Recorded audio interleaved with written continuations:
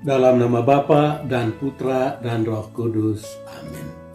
Bapak, Ibu, Saudara-saudari terkasih, salam jumpa kembali dalam Renungan Inspiratif Minggu Biasa kedua berdasarkan Injil Yohanes bab 1 ayat 29 sampai 34.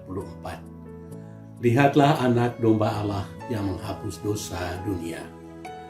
Bapak, Ibu, Saudara-saudari terkasih, Uskup Arthur Tone pernah bercerita bahwa sekali waktu ia pergi ke Jerman. Di sana ia mengunjungi sebuah kota kecil bernama Verden. Di kota itu terdapat sebuah gereja yang mungil.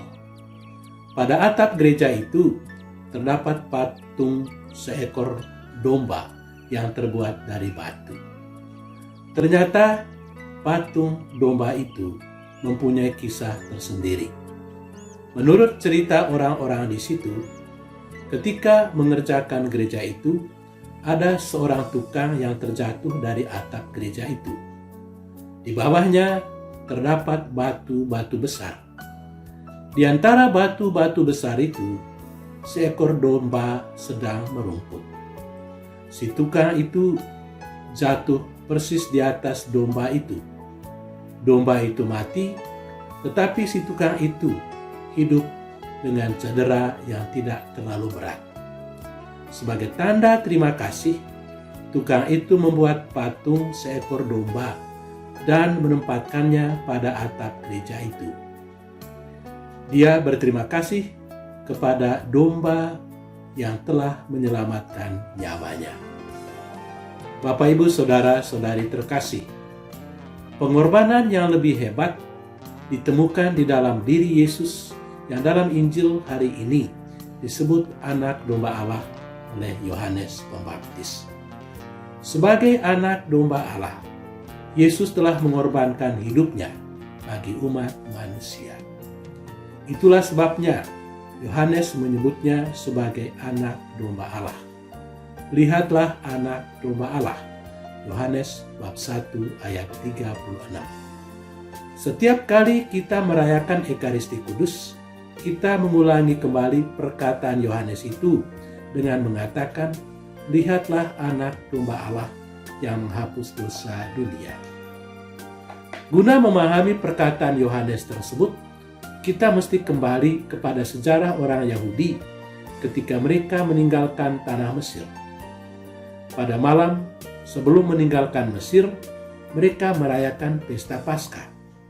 Dalam perayaan itu, mereka membunuh seekor anak domba dan darahnya dioles di atas jenang pintu.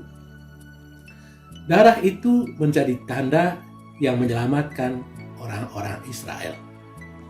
Malaikat Allah yang datang untuk membunuh anak-anak sulung orang Mesir akan melewati rumah-rumah yang sudah ditandai dengan darah.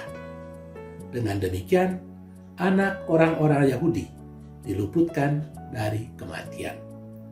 Jadi, seekor domba dikorbankan supaya anak sulung mereka diselamatkan.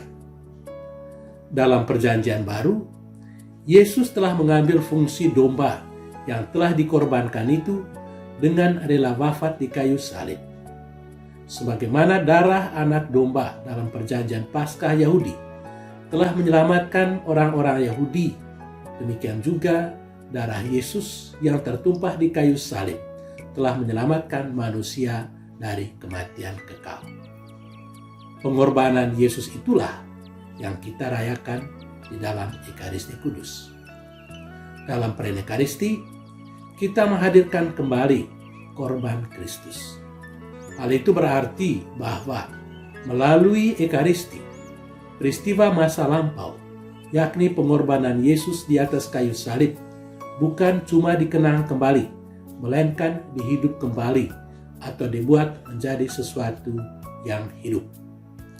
Ketika Yesus berkata, inilah tubuhku, inilah darahku, maka sesungguhnya kita harus paham bahwa apa yang kita rayakan bukanlah pengulangan atas perjamuan yang terjadi pada masa lampau, melainkan suatu sakramen yang membawa keselamatan kepada kita yang merayakannya pada saat ini. Bapak, Ibu, saudara-saudari terkasih, sang tukang dalam cerita tadi memahat patung domba sebagai tanda terima kasih kepada domba yang telah menyelamatkan nyawanya. Apakah tanda terima kasih kita kepada Yesus Kristus yang telah mengorbankan hidupnya untuk menyelamatkan kita dari kematian abadi? Mungkin salah satu cara yang tepat adalah kesetiaan mengikuti perayaan Ekaristi Kudus. Di dalam Ekaristi Kudus, kita menghadirkan kembali pengorbanan Yesus, Sang Anak Domba Allah, yang telah menghapus dosa-dosa dunia.